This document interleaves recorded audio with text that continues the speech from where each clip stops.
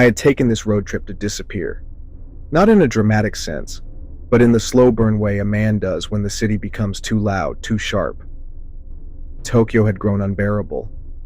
Too many people, too many expectations, too many eyes. My relationship had just ended, abruptly, painfully, and the walls of my apartment had started whispering in my sleep. So, I packed a bag, printed out an old-school road atlas, and decided to see the side of Japan that wasn't lit up on tourist sites. I skipped the bullet trains, and instead chose winding mountain roads and quiet seaside stretches. No cell phone, no itinerary. Just gas stations, ramen joints, and the occasional capsule inn. I let my steering wheel guide me like a compass, taking whatever turn felt right. The longer I drove, the better I felt. The silence wasn't empty anymore.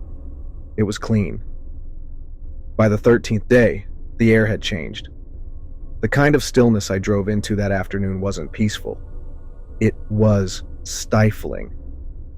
A forest of towering cedars swallowed the road. Shadows stretched unnaturally long across the cracked asphalt. My map didn't show any nearby towns, but I kept going. Instinct, I guess, or something else.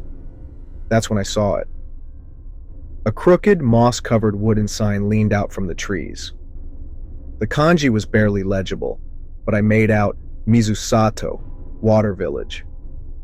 A name like that should have come with rivers or hot springs, but all I saw was forest. Still, my gas tank was almost empty, and daylight was bleeding away behind the trees. The road narrowed, curving like a serpent through increasingly dense woods, until it opened into a small valley. There, nestled like a diorama, frozen in time, was the town. Mizusato didn't look real. Everything was perfect, too perfect, like a model village behind museum glass. Narrow cobblestone streets, wooden houses with pristine shoji screens. Wine chimes tinkle softly, though there was no wind. Flower boxes lined every window, all blooming as if under careful supervision. The smell of incense lingered faintly in the air, mixing with something older. I slowed to a crawl. No cars, no power lines, no sounds. Then, from around corners and open doorways, they began to appear. The people. Their clothes were traditional, yukata, haori jackets, geisha sandals, but spotless, like costumes freshly unpacked. Their expressions were too warm. Eyes that watched without blinking. Smiles that held a second too long. Men bowed politely. Women pressed hands together in greeting. Children, if I saw any, watched from behind curtains, their faces blank. It should have felt welcoming.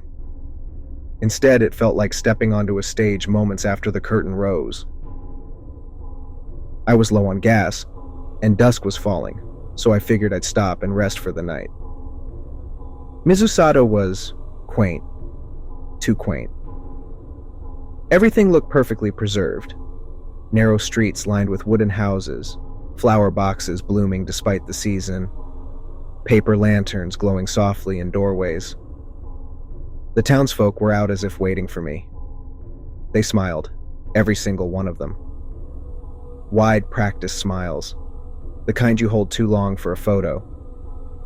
A woman in her 60s wearing a perfectly pressed yukata greeted me. "You're a traveler?" she asked. I nodded. "Just passing through." Her eyes lit up. "We're honored. We rarely get visitors." She directed me to a guest house. It was traditional, clean, and oddly untouched, as if staged. There was a fresh futon, a steaming cup of tea already poured, and a note that read, "Rest well, honored guest." That night I couldn't sleep. There was no sound, no wind, no insects, no night birds, just silence so thick it felt artificial. Around midnight, I stepped out onto the Ingawa porch. A child stood in the garden. A little boy, no more than 7, dressed like he'd stepped out of an old postcard. He looked up at me. No smile, just big glassy eyes. I blinked, and he was gone. The next day, I strolled through town, trying to get a feel for the place. Everyone greeted me the same way. Identical smiles. Identical phrasing. "So glad you're here. Please stay longer. We rarely get visitors." I stopped in a small sweet shop and struck up conversation with the elderly man behind the counter. "Not many kids here," I said casually. His smile twitched. "Oh, there are 3, he replied with certainty. 3? He nodded slowly. "That's all we need." I left immediately. That night, I walked further into the village, trying to shake the feeling that something was wrong. At the end of a side street, I found a crumbling house with its door slightly ajar. No lanterns, no flowers, just silence. Inside, it smelled like mildew and dust. I found children's toys scattered across the tatami, but everything was old, brittle, untouched for years. On a low table sat a photo album. In it, pages of old pictures. Black and white, then faded color. Each page was marked by year. The last photo was from 1979. A class photo. 20 children lined up in front of the town school. On the back, scribbled names. I flipped to the first page. The faces of the children. Familiar. The boy in the garden. The girl who peeked at me from behind a curtain earlier. The third child I had seen playing alone in the shrine courtyard. The same 3 children. Unchanged. Frozen in time. My blood turned to ice. I tried to leave. I sprinted to my car, heart thundering, but a group of locals blocked the road, smiling, bowing, offering rice cakes and tea. "You should rest," one said. "Stay another night. You've barely seen anything." I locked myself in the guest house, barring the door with a chair. I barely slept. At dawn, I saw the townspeople gathering in the square. All of them. In rows. The children stood in front. The same 3. Now, dressed in ceremonial robes, faces emotionless. Then they began chanting. A low, rhythmic hum filled the air, vibrating through the wood walls of the guest house. I grabbed my bag and made for the back window. There was no road behind the house, just forest. But it was my only option.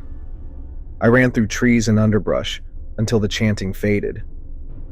After what felt like hours, I found another road. Empty, but paved. A delivery truck came along and gave me a ride back to civilization. Weeks later, I returned to Mizusato. Or tried to. I followed the same road, the same forest path, but the sign was gone. The turn didn't exist. I even asked locals in the nearest town. No one had heard of Mizusato. I checked maps, old government records, nothing. It's as if the town never existed. But I know what I saw. I have the photo album. And in the latest picture, taken after I left, there are now 4 children. One of them looks just like me.